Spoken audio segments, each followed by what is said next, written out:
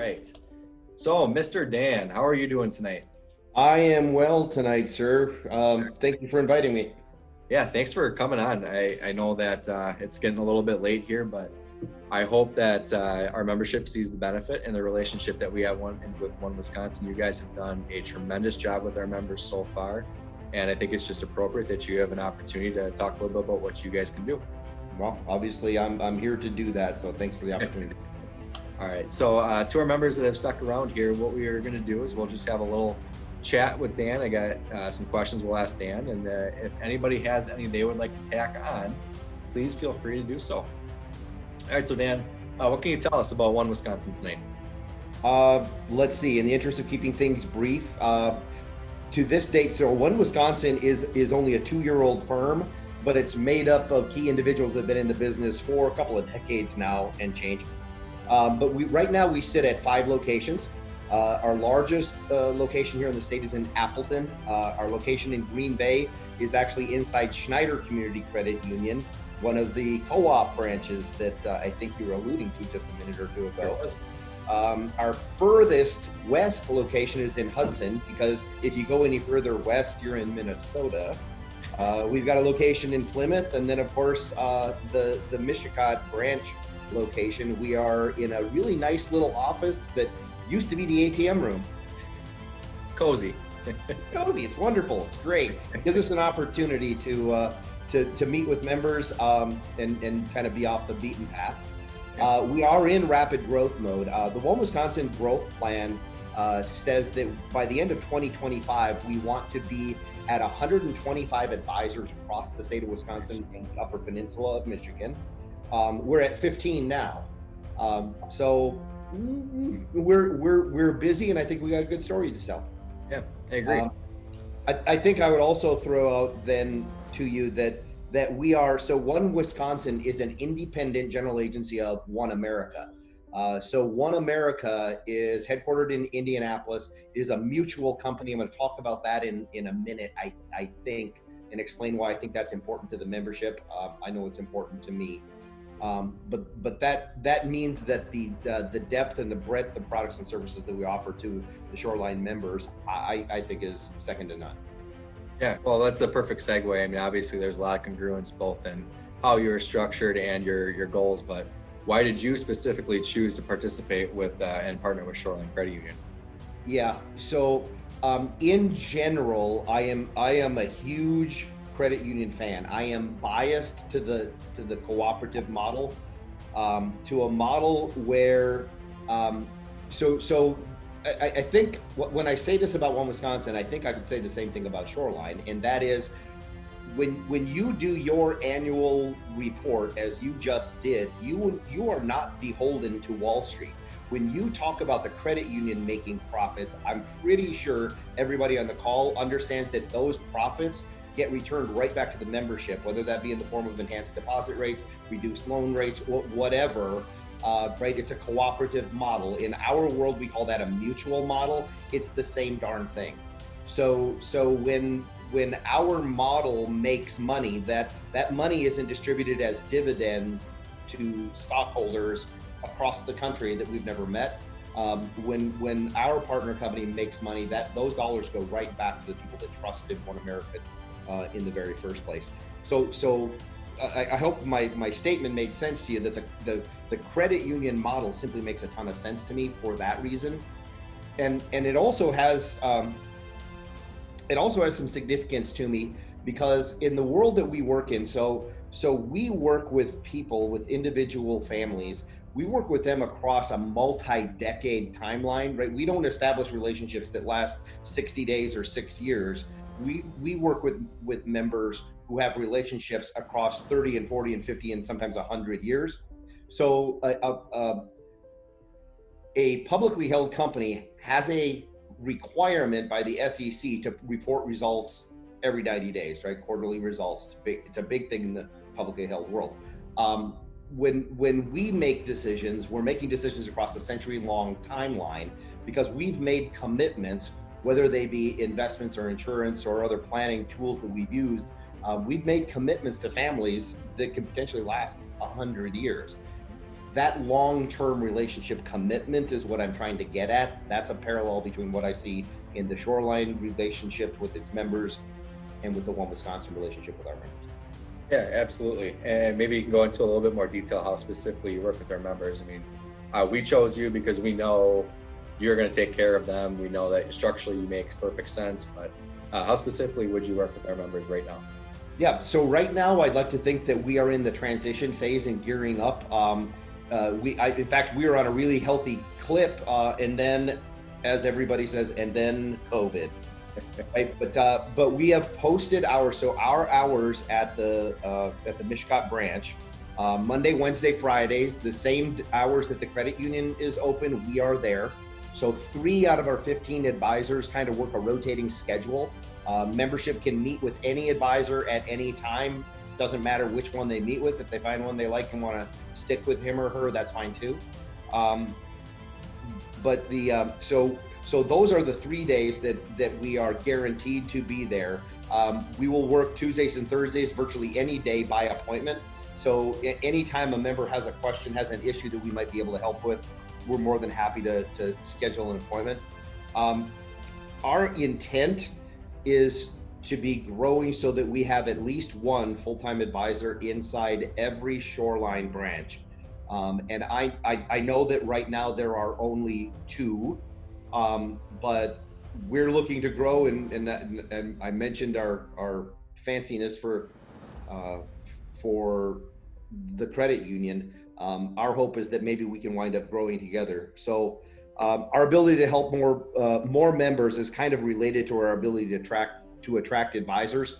So advisors that might be with a different firm and are looking at the OneWisconsin process and culture might be something that membership could keep its eyes and ears open for, right? That maybe somebody on the call right now today works with an advisor that's not in a great position, not in a great environment.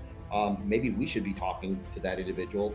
And throughout my career, I've worked exceptionally well with individuals who have come from a different discipline, sometimes an unrelated discipline, and have made the complete career change to join our industry and help membership. So hope that answered the question. Yeah, I think that's a great answer. And it's going to lead me to probably the toughest question I'm going to ask you, though. So I walk into any financial advisor's office and they're going to tell me, I can make you this much money. So what can you do different, especially when it comes to members who probably do have a relationship already with a financial advisor?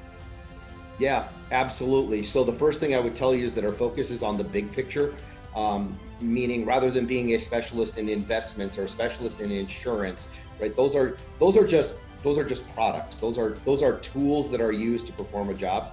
I think your question was actually, the way that you phrased it was actually kind of interesting, because I think most clients, when they approach an advisory firm, the answer that they get when they ask the question, what makes you different, is often an accumulation answer.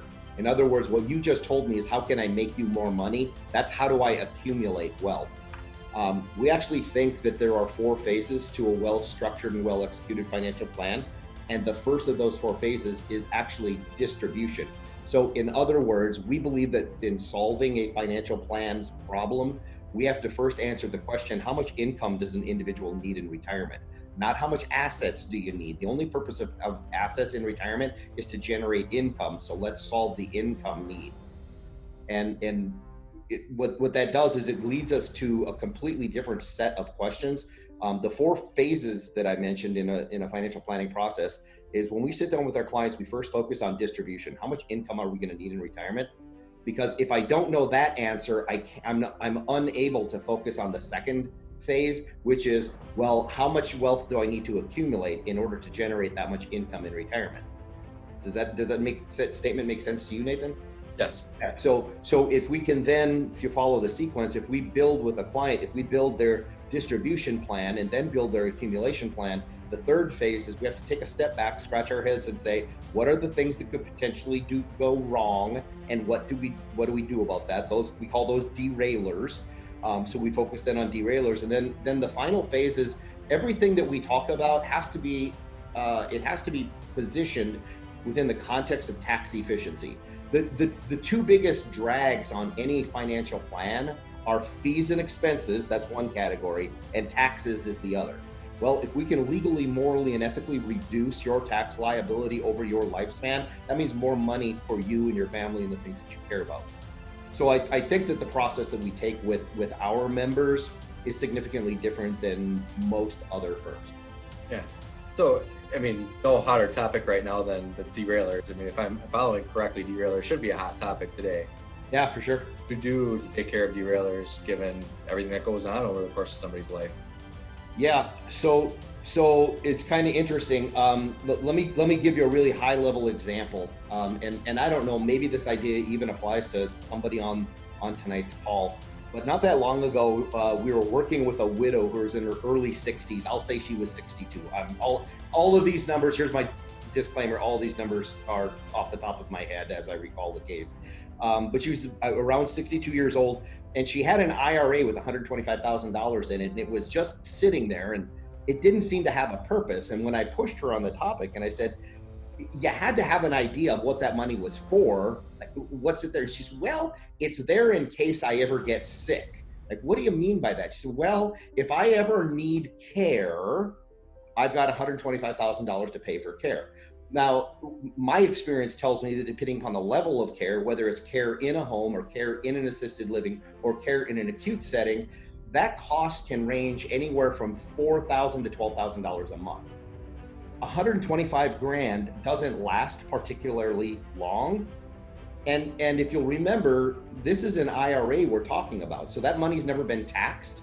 If this lady was in a 25% marginal tax bracket, she's gonna have $125,000 to pay for care, but the first 25 goes to the IRS. She only has $100,000 left to pay for care. So to make a long story short, right, this is a derailer. If you need care in retirement, that will derail the best laid plans.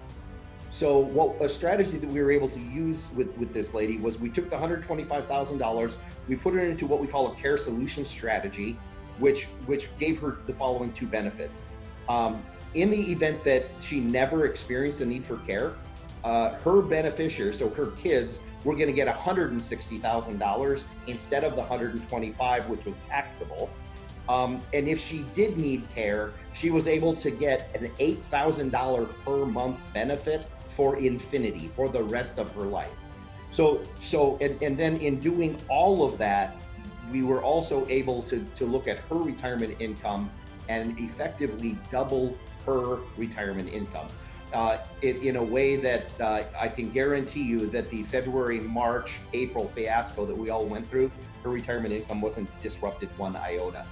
I hope that makes sense to the folks on the call today, because what I'm talking about is there are so many derailers that can happen that can screw up the best laid plan.